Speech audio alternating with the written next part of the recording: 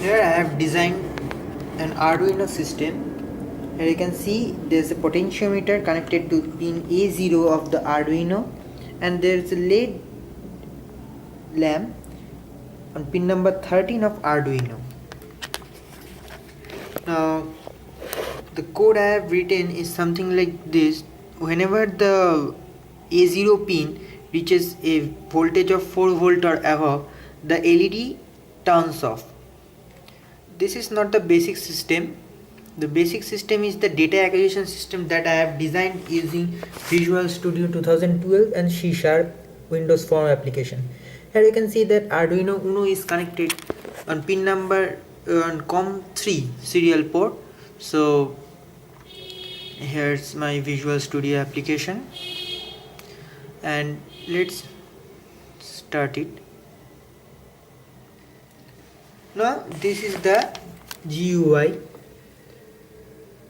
From the drop down list there's only one port available, that is COM3 serial port, and to open. You can see that the voltage is 3.41 volt. That's why the LED is on. Even on the board you can see that the LED is turned on. Now let us change the state of potentiometer and increase its value slightly and see what is the result. Here the LED is turned off. That is, we can assume that the voltage has raised above 4 volt, and here it is, you can see that the voltage is 4.28 to 4.29 volts. Now again decrease the potentiometer value and check out. Well, the LED is now on and the voltage is 3.53 volt. Now this is not always the option. This is under normal condition.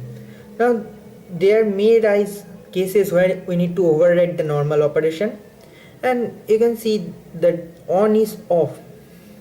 I mean the on is disabled because the LED is in the on state. So whenever we press this off button, the LED turns off. Well, there is a small amount of delay because the system can't run in real time. This is not a real time OS, and after it's on, there's a 200 millisecond wait. The point when I change the operation to normal mode again, the control panel is disabled. This is a good system. Now let us see if we can actually have this override situation in a condition above 4 volts. Now here you can see that the voltage has raised above 4 volts, 4.83 volts, about 5 volts, and the LED is off. So let's give override, and here you can see the on is enabled but the off is disabled due to the reasons we have discussed. After giving on, 200 milliseconds wait, and yes, it turns on. Again let's switch it off,